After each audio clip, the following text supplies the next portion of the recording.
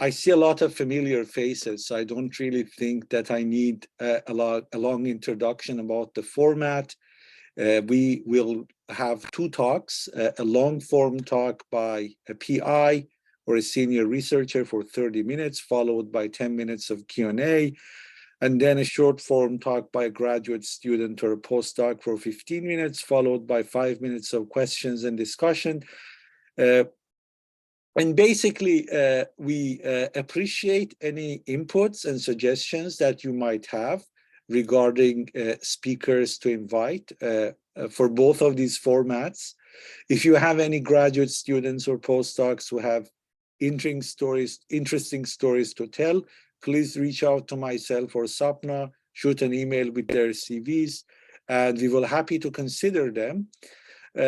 And if you are a graduate student and postdoc and you think that you have an interesting story to share with the community, please don't be shy. Reach out to us and we will be happy to basically consider you for a spot in our future events. So we accept self-nominations. That's what I want to emphasize. And throughout the rest of the year, we hope to have like 2 events per month, which will be the last 2 Fridays of each month.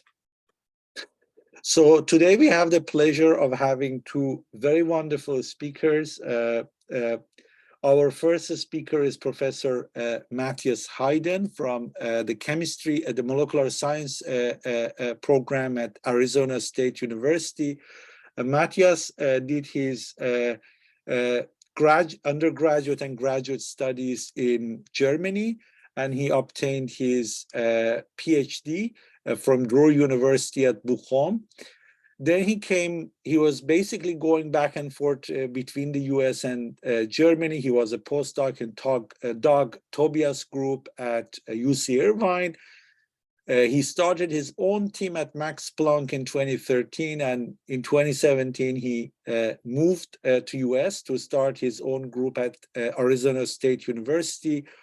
And he's doing some fascinating work on solvation effects in particularly biological systems. And I'm sure that you'll really enjoy his talk today on transferring molecular simulations from dilute solutions into the cytoplasm, which is a crowded environment with a lot of interesting entropic effects. Our second speaker will be Dr. Jacob Gissinger, who did his undergrad at UPenn, and he then moved to University of Colorado Boulder to work with Professor Davis. And his doctoral work there was on computational fluid dynamics. Then he started doing a postdoc at NASA Langley Research Center in Virginia. And he has been working on has moved towards more like molecular simulations and how to model reactive systems. And today he'll be talking about modeling non-equilibrium reacting systems using reactor. So with this, I would stop, and without further ado, I will leave the floor to Matthias to talk to us about his very fascinating work that he has been doing on hydration and solvation effects. So Matthias, the floor is yours. Thank you very much.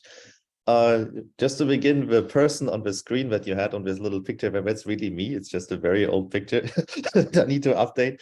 This is still on my profile page. That's what happens. We always kind of like more, we looked like 10 years ago. Let me start. So as Amir already mentioned, first of all, Amir and Sapna, thank you very much for the invitation. I have not attended, unfortunately, these lectures before, but I see that there's a pretty significant audience, which is amazing.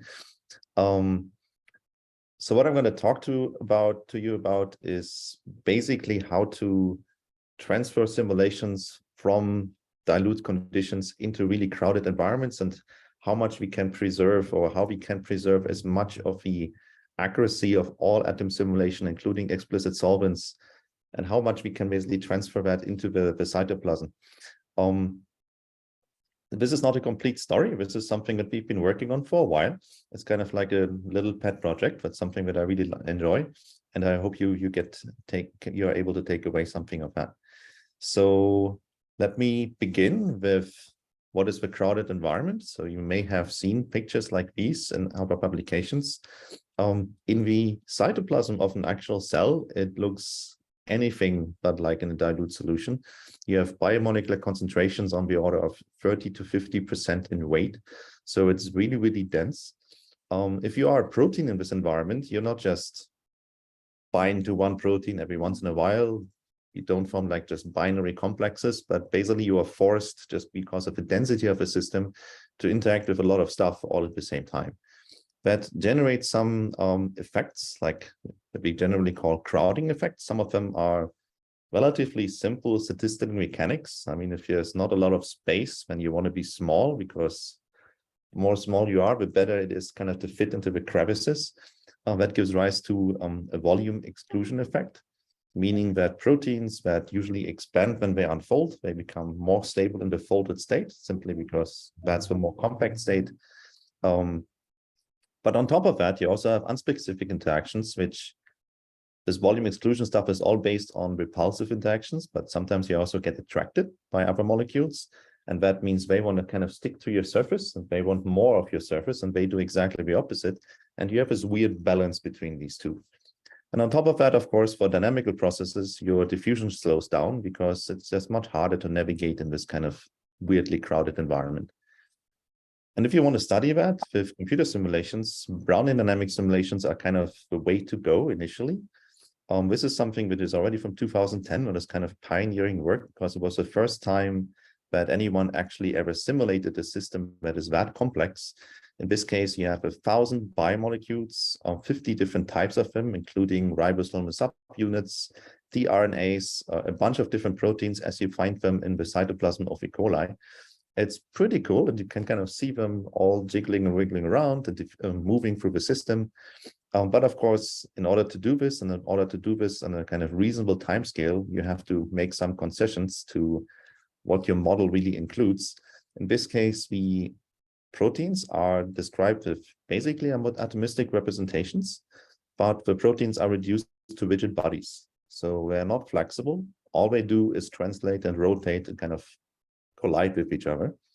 No conformational fluctuations. You don't have any side chain fluctuations. So if your side chains are all rigid, depending on whatever protein structure you use, you may have lysine side chains on the surface that kind of stick out like antennas. That's not exactly what the lysines are supposed to look like, because they're flexible, they go back and forth, and that can lead to a lot of artificial interactions between your molecules.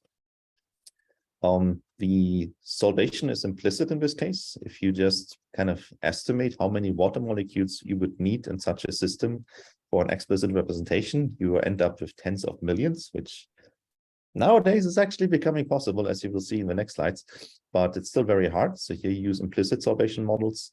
And even though you kind of try to maintain as much detail as possible, you have some potentials in there, which you will see later, which kind of have fudge factors, which you need to adjust. So it's not possible yet to make a model that kind of really translates exactly all the concepts that we have for more realistic simulations to kind of this much bigger system without making significant concessions other than the rigid body representation.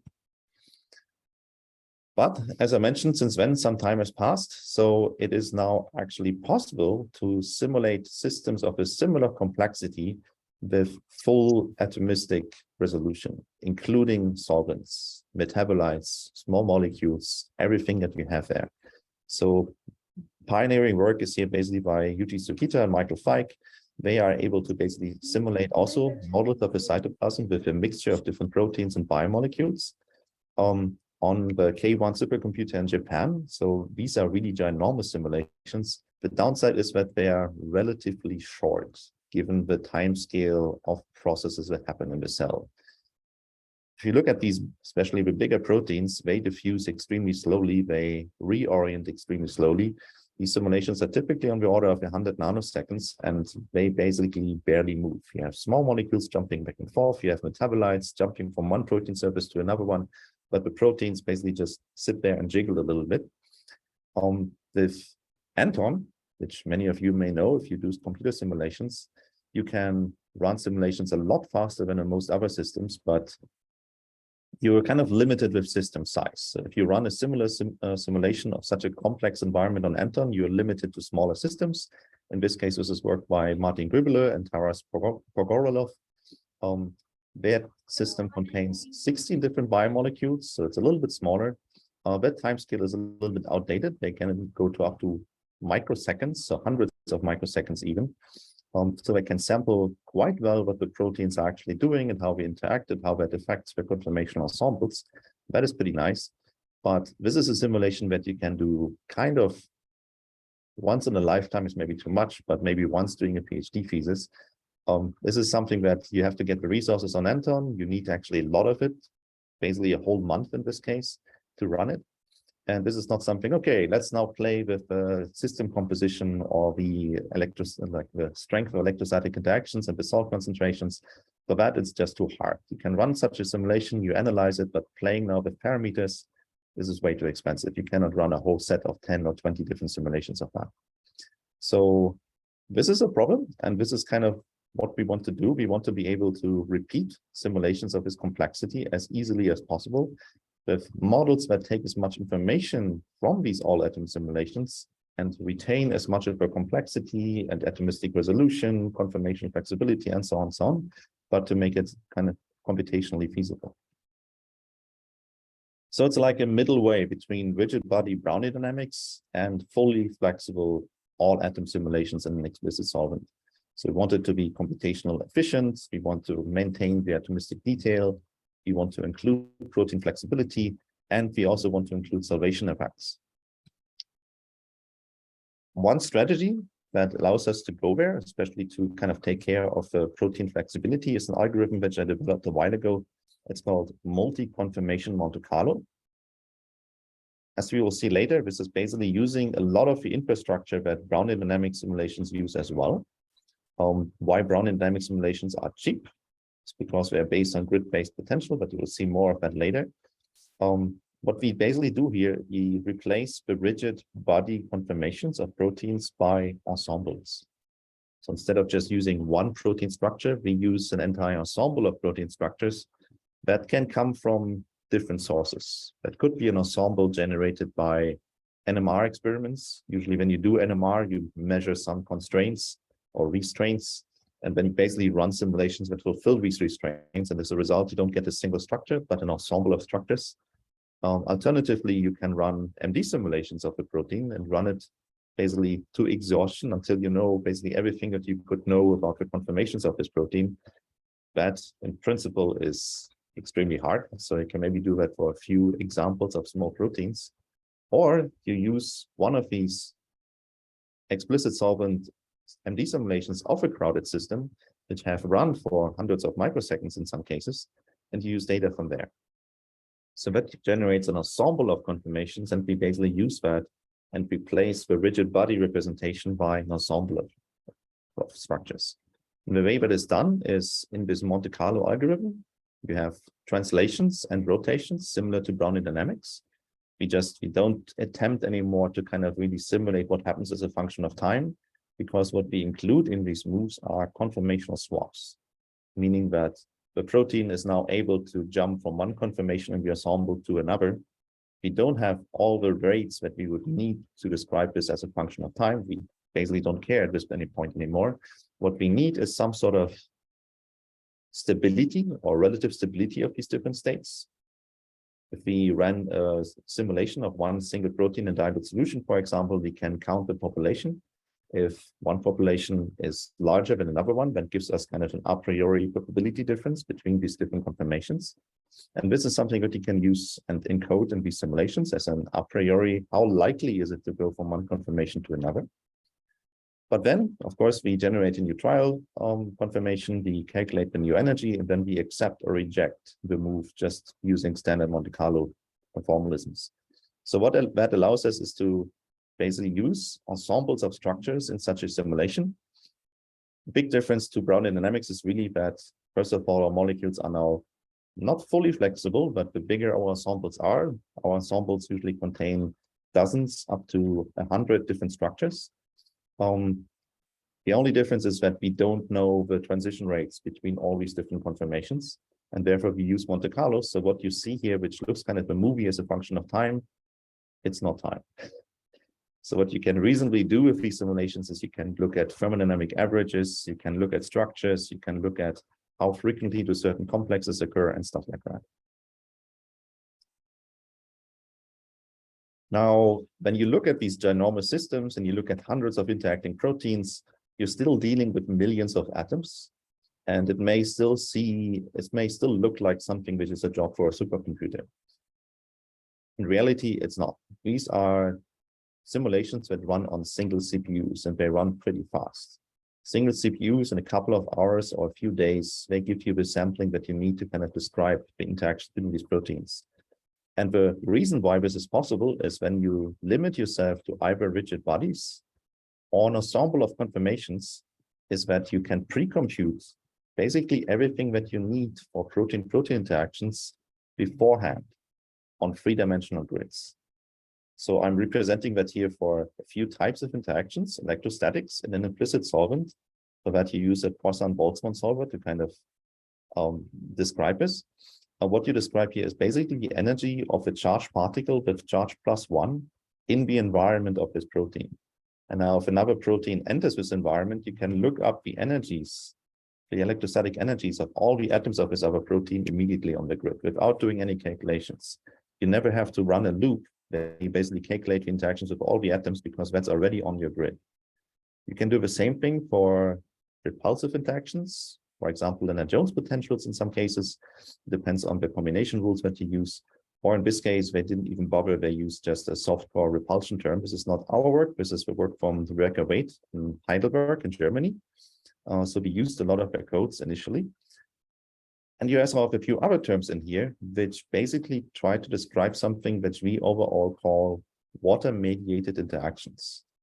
And most of you are probably familiar with hydrophobic effects and hydrophobic interactions, which are one manifestation of water-mediated interactions, that some molecules are hydrophobic. They don't like to be surrounded by water. Therefore, they want to minimize the surface that is exposed to water and stick together. That is one version of all this. On the other hand, you also have surfaces that actually like to be solvated very much. If you want to convince them that they have to get rid of their hydration shell, that is kind of tough. And they really want to keep their water. And this is why you have two terms. One is called electrostatic desolvation, one is nonpolar desolvation, which kind of work against each other. This is kind of a representation of hydrophobic the surface is, and this is how much it wants to be solvated. However, you can see from the simplicity of these equations that this is kind of more like ad hoc, and there are fudge factors involved which you need to adjust to represent your system. So you basically have to compare to experiments. You run, in this case, simulations of a concentrated solution of lysozyme for which you have experimental data, and you need to really adjust these fudge factors until you kind of match experimental data. It's not ideal at this point. Just a little bit more summary or more explanation of what water-mediated interactions are. Most of you probably know that, but just as a case, if you have two molecules which form a complex in solution, there's a binding free energy associated with that, but it's simple.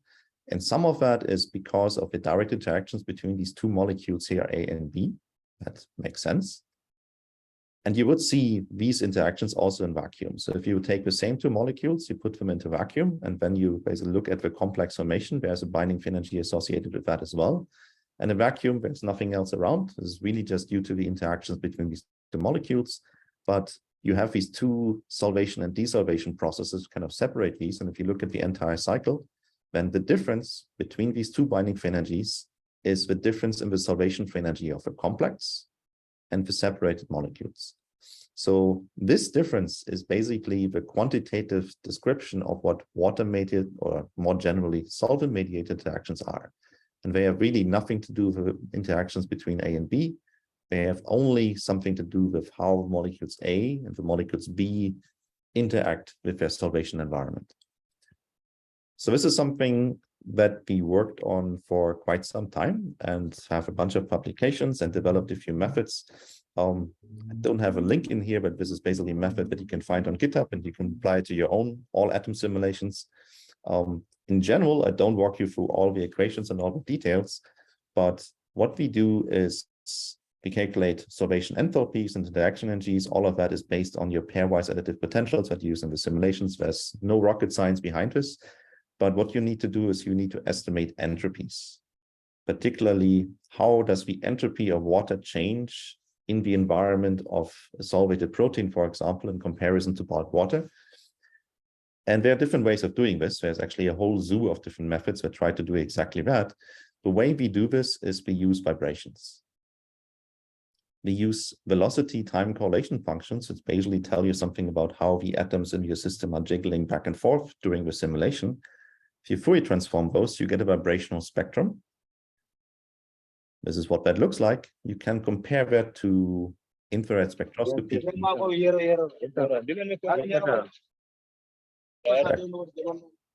there a question?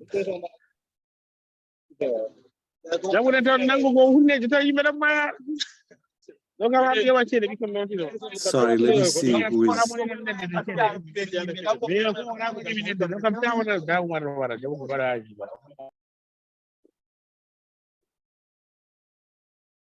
All right, I can go on.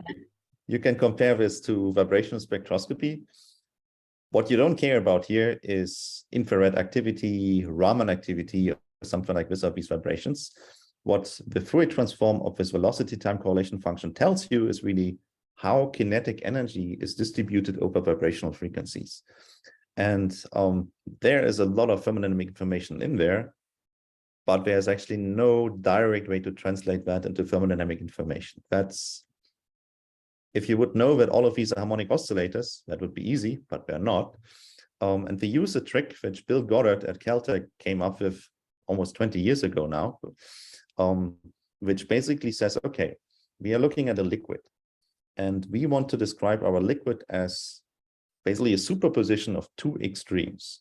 One is the most liquid that you could imagine, which is a hard sphere fluid, where all the particles are just bouncing off each other and are not interacting and are just basically diffusing like billiard balls. And that system has the highest amount of disorder that you could imagine, and therefore also the highest entropy.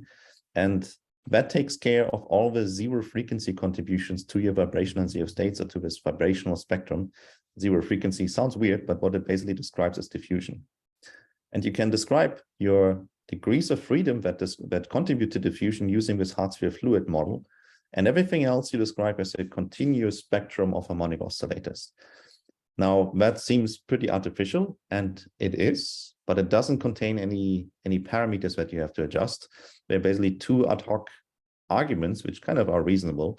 Basically, your packing density of your liquid is not allowed to change, so that has to be conserved.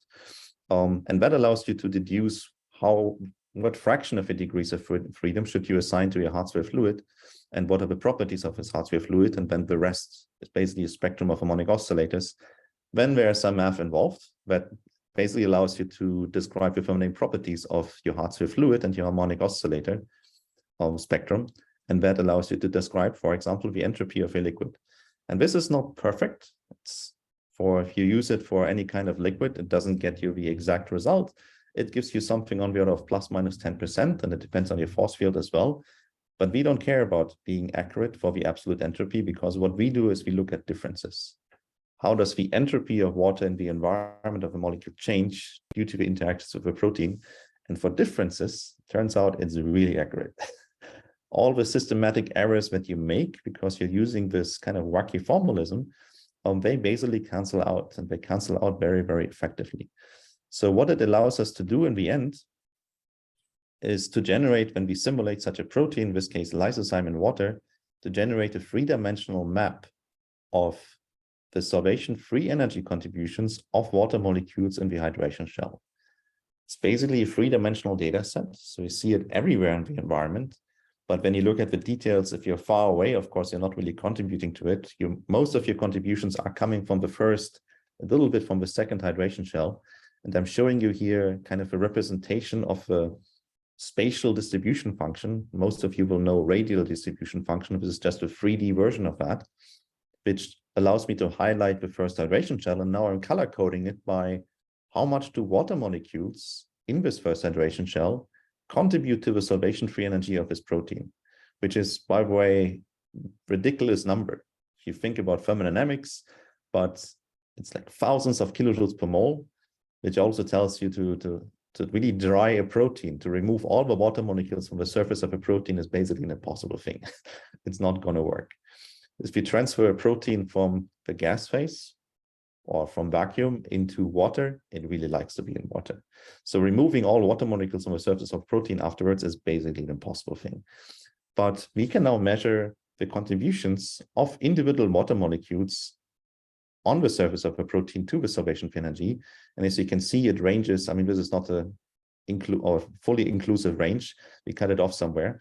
But what red colors basically indicate that water molecules contribute more than 10 kilojoules per mole to the solvation energy.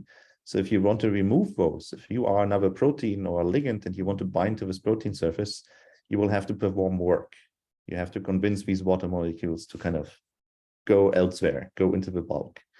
While if you look at blue surfaces, then there are water molecules which are there and they're probably weakly associated with the surface, but you basically have to perform very little work to remove these water molecules.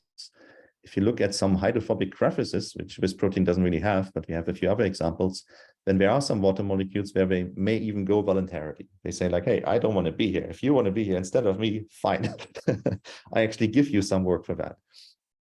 That's rare, but these, especially for drug development, waters like this, so-called high energy water molecules are pretty interesting. And we can resolve all that in 3 dimensions using this technique, based on simple all-atom MD simulations where we resolve all these properties, interaction energies, pairwise interactions, and the entropy on a grid. Now, what we want to use that for is we want to use these solvation free energy maps to replace these highly empirical descriptions of water-mediated interactions that I showed you a few slides before. So we want to build models for simulations which use the same techniques to describe electrostatics, slightly different representation. You pre-calculate for all the conformations of our proteins the electrostatic interactions on a grid. In this case, again, using Poisson-Boltzmann. You do the same thing for Lennard-Jones interactions. As I mentioned, that doesn't work in all cases. You need to use OPLS parameters for that, because the combination rule that is used in OPLS actually allows you to do this. If you do that with standard combination rules that are used in Amber or charm force fields, that's not going to work. And we want to do the same thing for basically how much does it cost? How much free energy do you have to invest to desolvate the protein surface? This is something that we can calculate. This is now shown for one conformation of this hen egg white lysozyme, not the most interesting protein, but one that for which we have lots of experimental results. And we do the same thing now for all the conformations that we sampled from very long simulations of this protein. So you can see how these potential energy grids are fluctuating when the protein is changing conformations. And it's pretty extreme. I mean, these are not small changes. Just if one side chain of the surface, it kind of flips its conformation, especially if it's a charged one, electrostatics is going to change dramatically. The Lennard-Jones interactions, they basically follow the surface changes. So basically, they simply represent the shape. But the desolvation for energy also strongly depends on the conformation of even individual side chains. So when we built a model similar to our multi-conformation Monte Carlo simulations, actually using exactly the same algorithms, just now using this kind of new representation of protein-protein interactions. And that allows us to then look at interactions between two proteins. That is something that runs literally minutes on single CPUs. We can go to simulation sizes where we look at hundreds of proteins, and that's a few days on a single CPU. So it's still very, very fast. It can be parallelized. We just have to implement that at some point. But what we really want to look at are really, really complex systems with many components, like the cytoplasm model. And this is, again, the work from Martin Gribele and Taras Porolov. So in this case, they have 16 proteins in here, 11 different types. There's one nucleic acid which are kicked out because we don't have good parameters for that. But now we have really long simulations of the cytoplasm model that already tell us what the conformations of these proteins are in the crowded environment, which is nice. And now we want to use that to build our basically multi-conformation Monte Carlo systems, which allows us to rerun these simulations with a fraction of the computational cost, like a ridiculously small fraction of the computational cost. What we need to do in this case, we need to generate potential energy grids for each of these proteins and for all conformations of these proteins, typically around 50 per protein. So 550 solvation for energy maps, 550 electrostatic potential grids, and so on. All the other grids, potential energy or electrostatic potential energy, Lennard-Jones, this is all relatively cheap. Generating our solvation for energy maps at this point is still a little bit expensive. For this, we are exploring right now new ways of doing this. One is, of course, based on machine learning, like everyone does nowadays, because we already have data sets where we already calculated solvation for energy maps for a whole set of proteins and many different conformations, as we saw before. And we want to learn from this in order to predict this. This is a collaboration with IBM, who are going to do the machine learning part, because we tried so far, but we're not very good at this. And another way to do this is to look at fragments, to look at molecular fragments, understand how they are solvated. This is a paper which is actually accepted by now, where we look at small molecules in this case. We look at small molecules after we added functional groups, and that allows us to build additive models of the solvation for energy map, which are completely wrong. And they have to be wrong because solvation is a highly non-additive process. But it turns out that you can describe the non-additive parts, so all the mistakes that you make, using continuum theory pretty well. So you can correct it afterwards. So we have done it so far for small molecules, not yet for complex ones, but this is another avenue that we're looking at, like to build solvation for energy maps without having to do very expensive calculations. However, for the time being, we really want to run these cytoplasm models. So we go back to these empirical ways of describing water-mediated interactions that I showed you in the very beginning. It's not exactly what we want to do, but it's really cheap and it's very efficient, and we can pre-compute everything very easily. In this case, as mentioned, we have 11 protein types, we have 50 conformations, we have 4 different types of potentials. So 2,200 potential energy grids, which we have to calculate before we even start the simulation. We also have to fit those into the memory of our computers, which is on the order of 50 gigabytes of data that you first have to read and digest before your simulation actually starts. Little side effect, because our simulations are pretty cheap, instead of simulating just 16 proteins, we actually make the system size significantly larger. Actually, I think it's 15 because we kicked out the nucleic acid. So we make a 3 by 3 by 3 box out of the original system so that we end up with 475 proteins. So something significantly bigger. And this is what that now looks like. And now we can very easily play around with parameters like how densely packed is the cytoplasm model.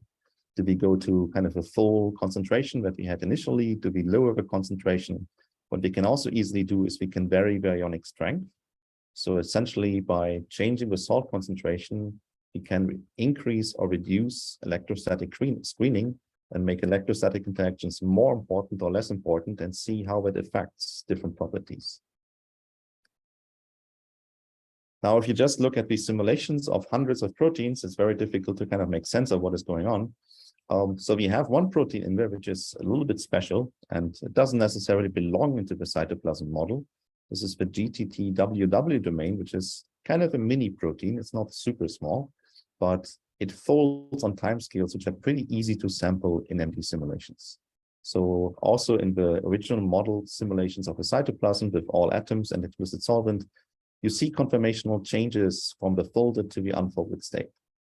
And this is kind of neat. Overall, in the ensembles that we extracted from that, we had overall 50 conformations. 8 of them are folded and 42 of them are unfolded.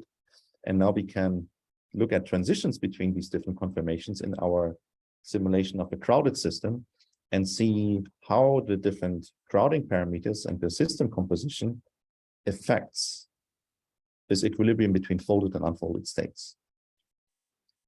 You can also look at interactions of this WW domain with all the other proteins in the system. So this is relatively complicated. Here you have all these kind of contact maps and how many atom contacts we have to all the other proteins. This is basically using the WW domain as a probe for protein-protein interactions in your system. You can see now as a function of different concentration, 100, 200, and 300 grams per liter, different ionic strengths. You can see in some cases kind of expected trends for interactions. When you increase ionic strength, you're kind of making electrostatic interactions weaker and weaker and weaker. And you see some trends that kind of tell you, oh, it goes in the right direction. Sometimes it actually goes in surprising directions. But we can even go into much more detail. And now we have to understand this kind of more complicated plot. These are again the 3 different system packing densities, 3 different ionic strengths. And what this kind of star here represents is the red bar describes the number of complexes that you form. In green, the number of atom-atom contacts, so basically the overall contact surface that you form. And in blue, the number of contacts or the surface area of interactions divided by the number of the complexes that you form. So basically, how intense are these interactions that you have? How much surface area do you bring together? And then you look at this, you see actually very different properties depending on which other molecule your WW domain interacts with. We have, for example, this inorganic I can never say this name, the thing that splits of diphosphate into phosphate. Here we have relatively few complexes with moderate overall contact areas, but the contact area per complex is actually extremely high. You can see trends as a function of packing density and ionic strength, but this is really remarkable that in terms of the blue bar, which is really one of the highest that we find in here, but the number of complexes which are formed is very small. And we have a few counterexamples like this cold shock protein, where we have really, really many complexes. The overall surface area which is formed is kind of moderate, and the contact area per complex which is formed is really small. Now that actually has consequences. You can look at the same thing in terms of what it does to the folding, the balance between folded and unfolded states of this protein. And again, we see different trends, but let me jump to basically what we see in the end. We can now basically analyze the different complexes that we find between this, this enzyme which splits phosphate and the WW domain. And we see that if you look at all our simulations at all concentrations, at all different conditions, we basically see a very small number of complexes. So these are pretty specific interactions. Whenever this PPA enzyme and the WW domain come together, they basically come together in very particular conformations, in very particular kind of spatial arrangements. If we do the same thing for the cold shock protein or this other kind of translocation factor that we look at here, then this looks pretty different. We see many, many, many interactions. In this case, hundreds of different structures, which have relatively small contact areas. So in this case, we have specific interactions that the WW domain likes to bind to this PPA enzyme in very particular conformations and in particular parts of the protein surface. So here we have specific interactions that stabilize very particular conformations in our system.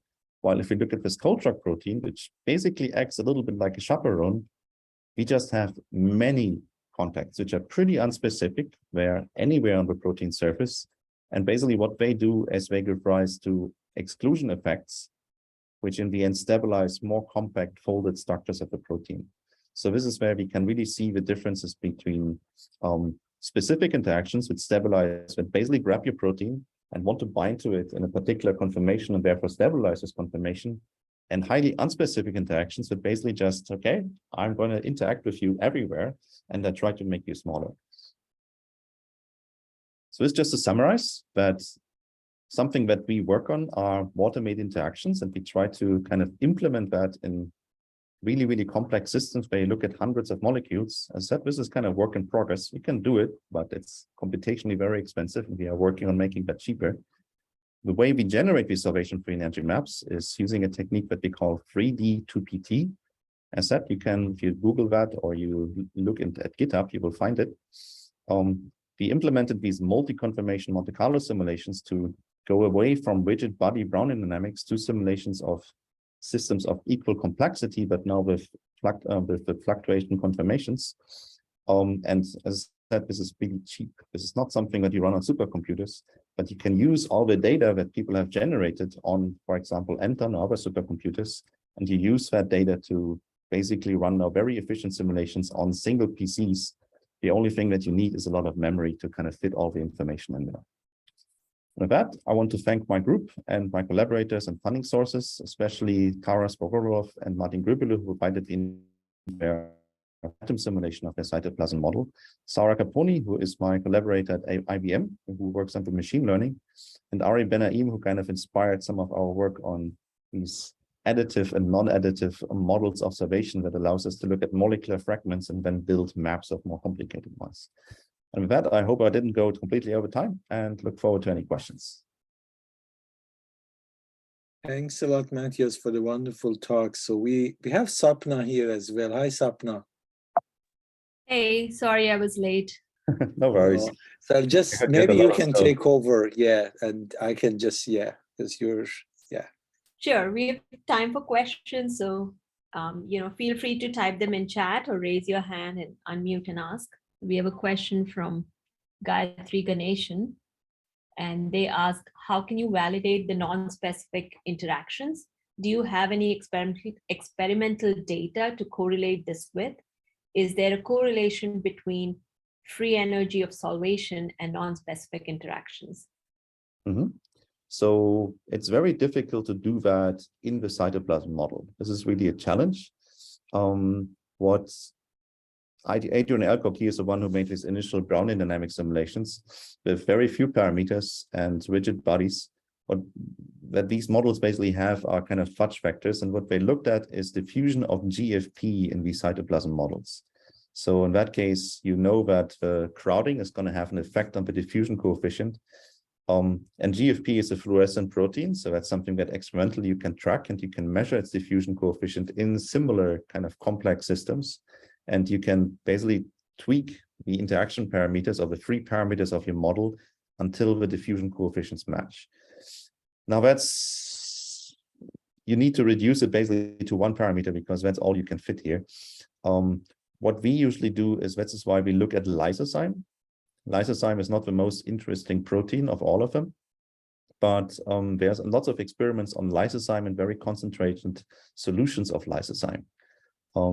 And what people can measure, for example, is structure factors. So you basically use neutrons or X-rays and you scatter them off your protein solution, and they tell you something about how strongly proteins interact with each other. You can also measure things like virial coefficients of your osmotic pressure. Sounds like a very weird thing, but basically it's integrating all the interactions, and they tell you if something is overall attractive or overall repulsive, and also how strong these interactions are. And this is something that has been done for different ionic strengths, for different concentrations. So if you have such a simulation model, you can basically run systems with the same properties, and you can recalculate this virial coefficients, for example, and the structure factors, and compare those to experiments. So you have much more data for concentrated solutions of a single protein to test and to validate your models. I don't see any other raised hands, so I'll ask a question. How would your method translate if I wanted to study, let's say, peptide-peptide interactions where the conformations are less well-defined? So could I still use your approach for this?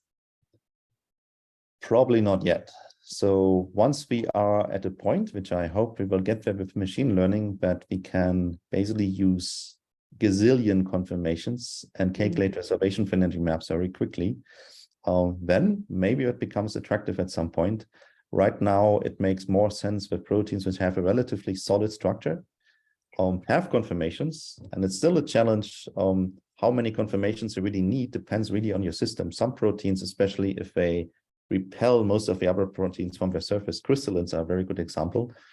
You don't need a lot of conformations to describe them because they really try to stay away from each other as much as possible. So they don't really get so close, and the details of the protein surfaces are not so important.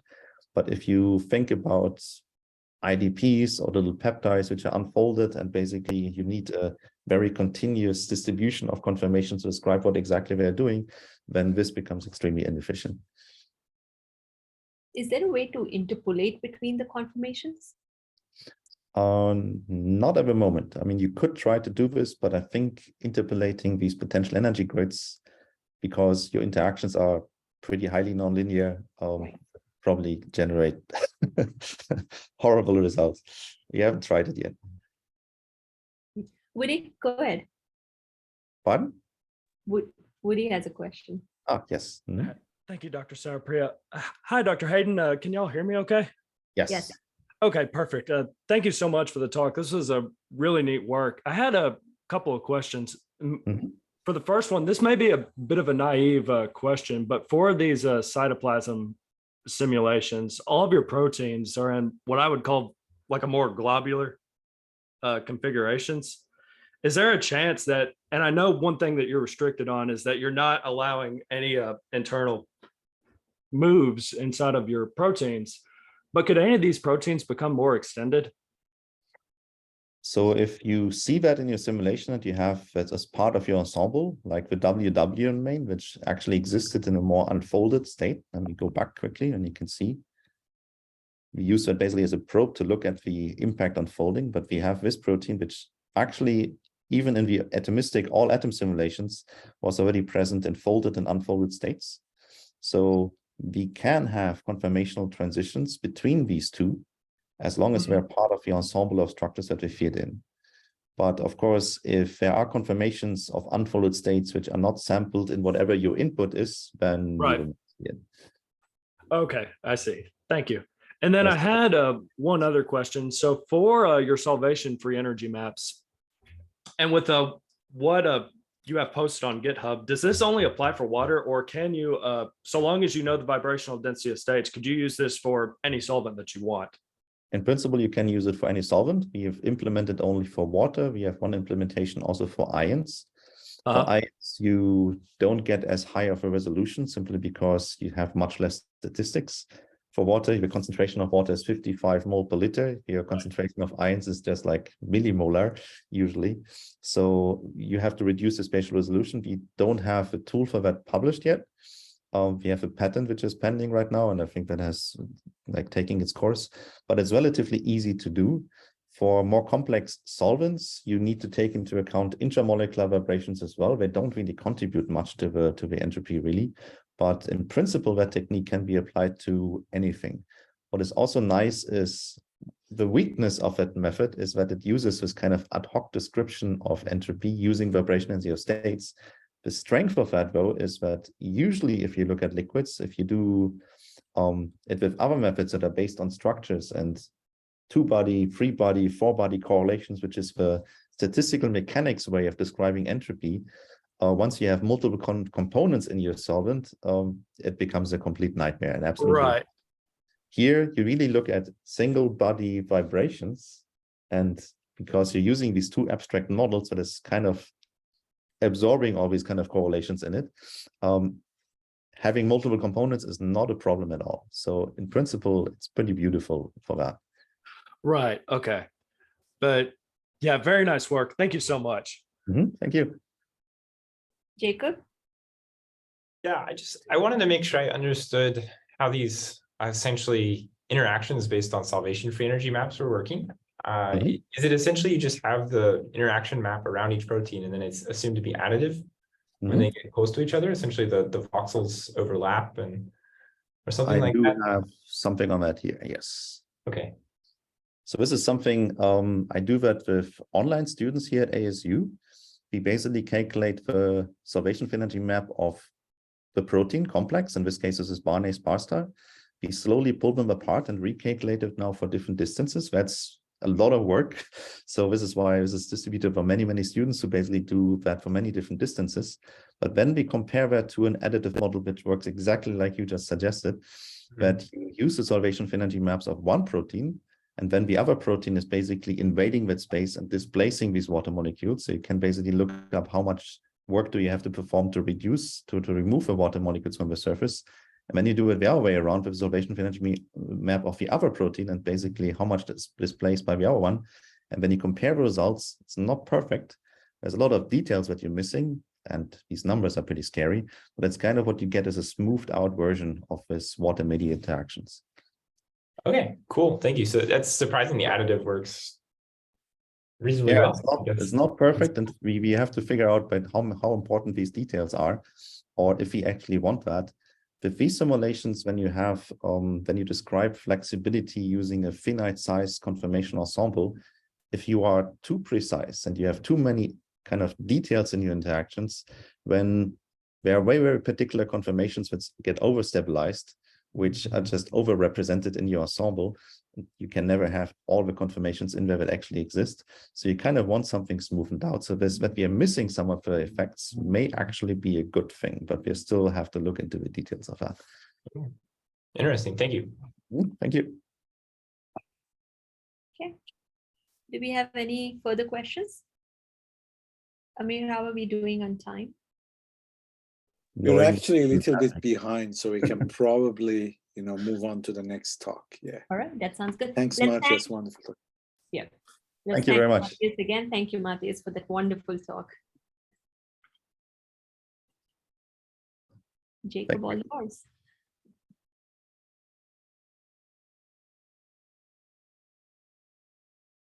Thank you. Appreciate it. Yep. So thank you for that introduction earlier, Amir, and thanks, Savna, for having me. So I'm Jake. I'm currently a third-year postdoc at NASA Langley. And today I'll be talking about a relatively new method to model chemical reactions in classical molecular dynamics, or MD, simulations. So I developed that here at NASA Langley, and I'll explain exactly what that means. First, if I can move to the next slide, let's see. So first, a very big picture motivation here. So chemical reactions are relevant to a number of very important technological sectors. I would imagine that your own research relates to at least one of these topics shown here. So of course, there's some interest in being able to model the reactive aspects of these systems accurately and at relatively large scales. And so, of course, if you want to model chemical reactions atomistically, without making any assumptions, you have to go down to the quantum mechanics level. So DFT or other lower, even lower level methods. But because of the importance and pervasiveness of chemical, of reactive systems, there have been many attempts to, model reactions in an approximate way at larger lengths and timescales. So that options include multi-scale methods such as QMMM, where you model one region of space, quantum mechanically, and then the rest using a non-reactive molecular mechanics. Another option is to use reactive empirical potentials. So that includes things like ReaxFF, which have to be trained, typically from DFT data for a given specific chemistry. Of course, a lot of recent work, some very nice work related to machine learning potentials. So these, again, are trained from typically large amounts of DFT data. But the method that I'll be talking about today takes a slightly different approach and instead builds directly on classical potentials. So that method is called reactor. And the premise here is that, in many cases, the chemistry that you're interested in, the reaction mechanism is already known. So there's a lot of existing knowledge out there, and of course, in chemistry related to reaction mechanisms.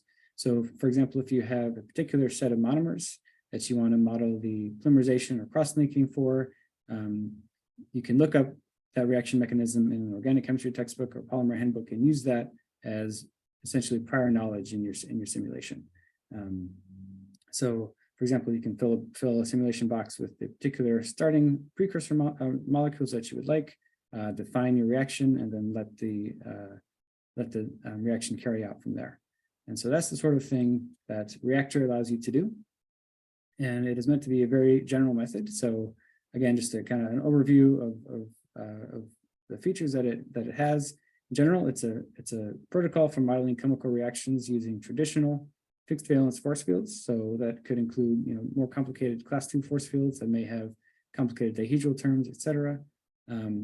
And it allows you to model any complex reaction or reaction step that you can find in an organic chemistry textbook. So that could involve adding or removing any number of specific bonds, angles, et cetera, updating all the associated force field types for those, as well as the partial charges. And another important aspect of this is to enable reaction site stabilization, which is local and on the fly, meaning that non-reacting parts of your simulation are not paused or interrupted, and therefore are allowed to dynamically respond to reactions in your system. So this has been implemented in LAMPS in parallel since around 2017, where it's known as Fixed Bond React. And if you want to learn more details about how to use it and some tutorials and more media, you can go to reactor.org. But rather than trying to keep explaining in words how this works, let me just show you. So here is an example of a simple epoxy cross-linking reaction. So you see this amine molecule kind of breaking open these epoxide rings and forming these cross-linking reactions. And we'll let that play more time. But again, basically the idea is you could put the original, a bunch of these original monomers inside of a box and define the reaction shown here and end up with a highly cross-linked amorphous system which then you could go on to do additional analysis on. So I wanted to show you a couple more different examples. So this one is another polymerization reaction, but in this case, a polycondensation reaction, where as shown on the left here, typically you would have a water molecule that gets removed and is able to float around. So you can either keep the water molecule, or another feature that reactor allows you to do is to delete reaction byproducts. So that's what's shown here, where we have the cross-linking reaction first, and then perhaps if you wanted to mimic evaporation of water from your system, you could just delete specific atoms from your reaction site. So another kind of advanced option there. Another recent feature that was added is the ability to create new atoms in your system as well.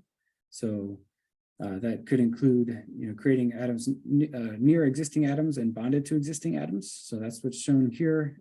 We are growing a polystyrene chain from scratch with a little seed, a oligomer basically of polystyrene, and then defining a reaction template that creates a new styrene monomer bonded at the end of the chain.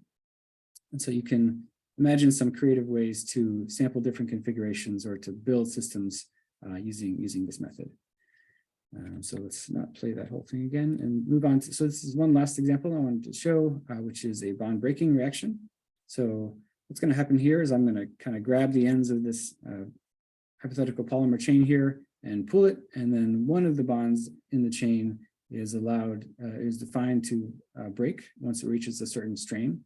So this can be used kind of as a simple method to model degradation in polymers or the mechanical failures of a polymeric system. So this reactor has been used, has a growing user base and has been used in a variety of different fields already. So I'll highlight a couple recent examples.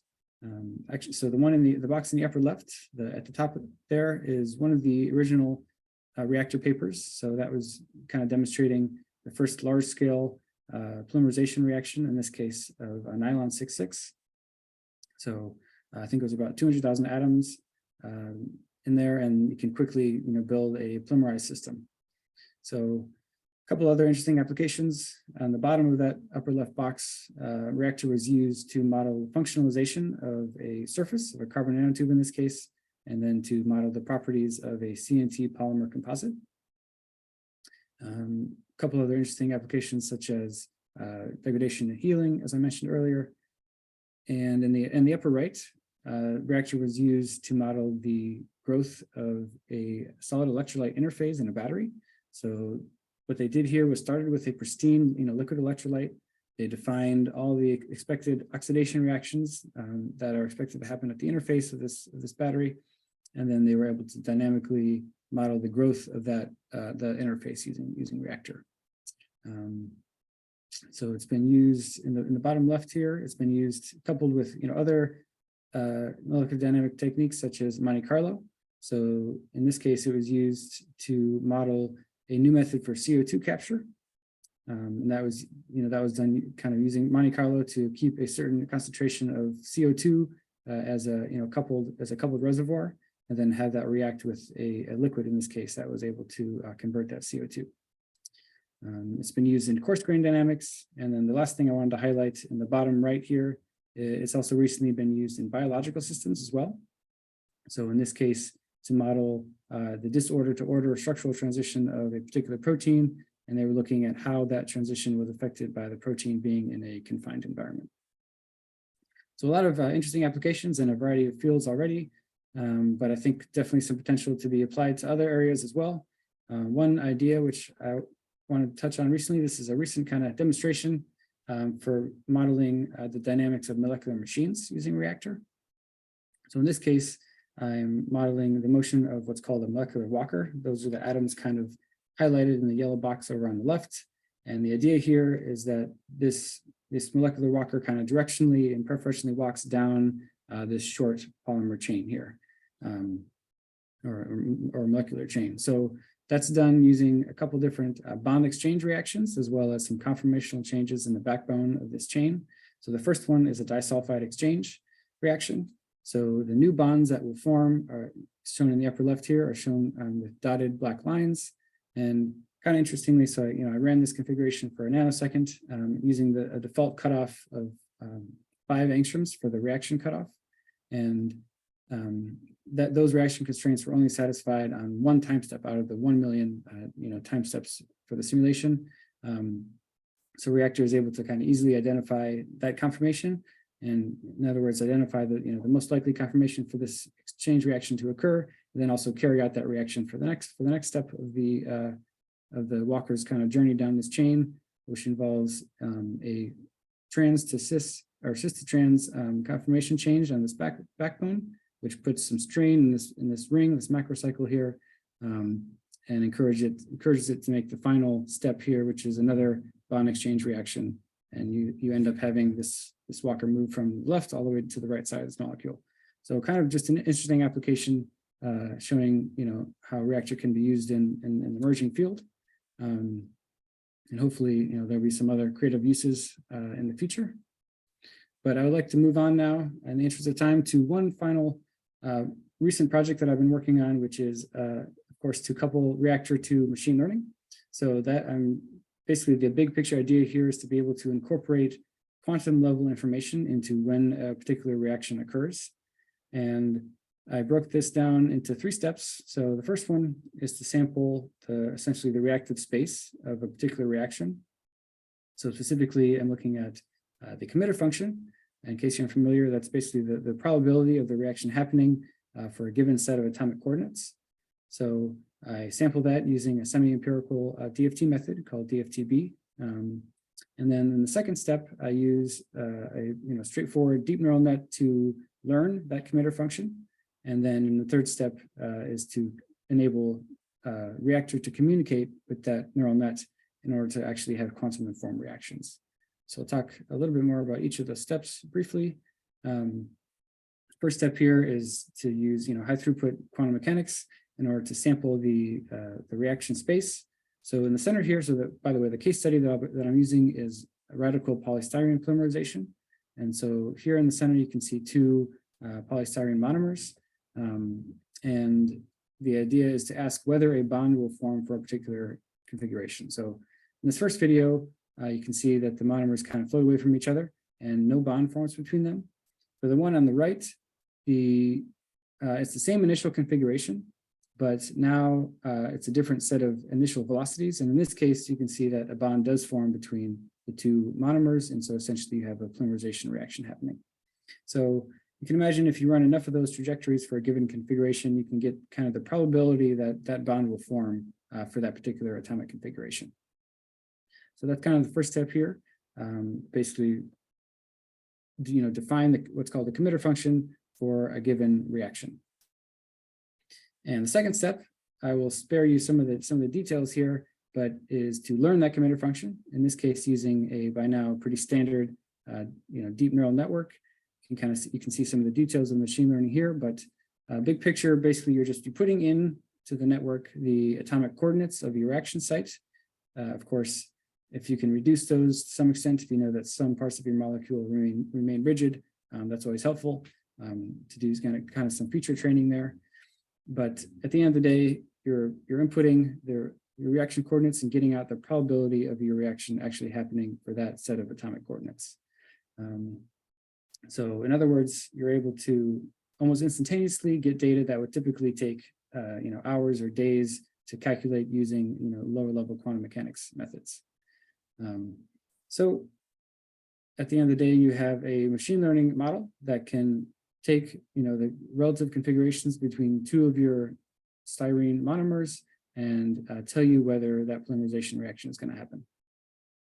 So the last step here is to somehow interface that with an MD, reactive MD method. So basically that involved allowing a reactor to communicate with TensorFlow, in this case, a machine learning toolkit. And this was a large scale polymerization reaction, 200,000 atoms, which corresponds to definitely over 10,000 initial monomers. So you just fill a box with those monomers. You initiate some of those radicals, and then you just let the reaction run. But the difference here from previous work is that now every reaction, first you feed that local reaction site into your machine learning network to decide whether that reaction happens or not. So the outcome here is a large scale, quantum informed polymerization model. And I think, this framework would be a lot of fun to play around with, especially with systems that are kind of more sensitive to the initial configurations of your reaction systems, such as catalytic systems and things like that. I'm excited to see kind of where this goes. But just to wrap up, in summary, reactor is a versatile method for reactive MD simulations. It's been used in a variety of fields already, but I'm looking forward to seeing how it's applied to some of the new emerging problems in different fields as well. Perhaps one of the things that will help with that is the recent framework that allows it to be coupled with a machine learning network. In other words, to allow quantum informed reactions to happen during a large scale, classical MD simulation. So we're working on, first of all, releasing that framework and then adding a couple other new features as well. So that should be coming out soon. And I appreciate you guys listening.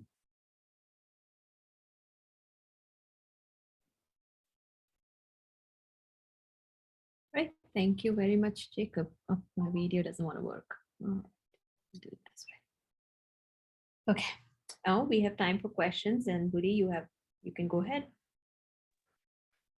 Hi, thank you so much. This is really cool. I think it's very neat how you're able to take force fields that have traditionally been non-reactive force fields, but now you're able to use this to turn them into a reactive force field, which is really interesting to me. But I do have a question. So do you have to provide, before your simulation starts, do you have to provide information on what you want your final product to be for these non-equilibrium simulations, or how does it work? Yes, so that is probably the main drawback of this method is that you have to define all of the reactions that you're interested in. So I see. So if you want to predict reactivity in terms of the reaction mechanism, this is not the method to do that. You should use reactive empirical potentials or low level quantum mechanics for that. I see. But if you know the mechanism, or if you know that your polymerization or a particular system undergoes, maybe just a couple mechanisms and you aren't sure which one is the actual one that it's following, you can kind of run several of those and test them out. But you have to explicitly define the reactions that occur for a given simulation. Okay, I see. Thank you. And one more quick question. How well does this scale compared to traditional reactive force fields? So this scales similarly to classical force fields, so very well. Oh, nice. It's about the speed of classical force fields. So in other words, I think ReactFF, for example, in case you're familiar with that, can be sometimes two orders of magnitude slower than classical force fields, whereas this is on the order of a classical force field. Wow, that's awesome. Yeah. But yeah, thank you very much. Nice work. Thank you. Matthias? Yeah, thank you. That looks really fascinating. Along similar lines, you may have mentioned it, you probably also need some idea not only about the mechanisms of the reactions, but also the relative intermolecular energy of the molecules, right? Because the force fields don't really just do that. Yes, that's true. So that's something that can be incorporated into kind of as a reaction constraint. So there's one, for example, one constraint that's currently available is an Arrhenius constraint, which allows you to do an effective activation energy. So you can kind of define based on the local temperature of your simulation site, and maybe the activation energy of that particular reaction. You can input that as a reaction constraint. Interesting. Thank you. Yeah, thank you. Warren? Hi, very interesting work. I had a quick question about the neural network used with the committer to estimate the committer probability. Yep. And I guess the question is, how do you know what local environment to use, or like which atomic coordinates are relevant? And does that change as you polymerize your system? Like, do you think that the same set of atoms are relevant as you extend the system? Yeah, that's a very good question. So In this case, it is limited by the reaction templates that you use to define your reaction. So you can either use, all of the reactions in the reaction template, which typically, due to the fact that force fields kind of need atoms further away from the reaction to define dihedrals and things like that, typically is more than just the reacting atoms. So you can either use all of those, in other words, kind of a large surrounding area, or alternatively, you can, if you think that only a smaller amount of atoms are important, you can also define a smaller amount of atoms to use for your as input to your machine learning model. So it's kind of up to user input. Okay, great. Just as a follow-up question, so does that mean that you could have one chain, I guess, indefinitely reacting? Like there wouldn't necessarily be a cutoff for how long a specific polymer chain could get? Is that something that also gets controlled?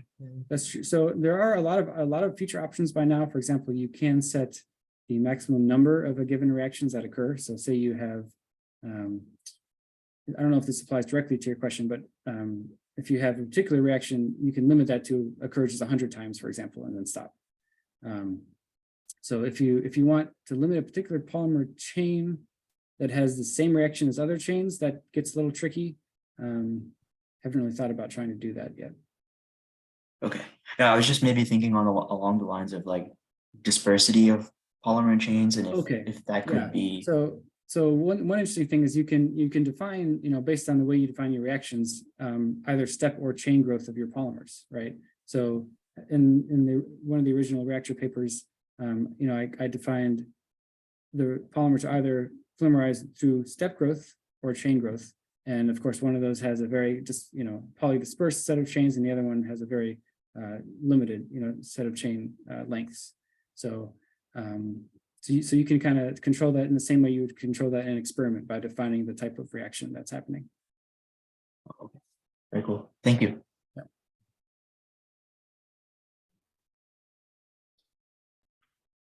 Okay, I don't see any more questions in chat or raised hands. So let's thank Jacob again for the talk, and thank you all for attending. And with that, as Amir likes to say, the official part of this event is over. You're welcome to stay back, hang out, socialize if you like.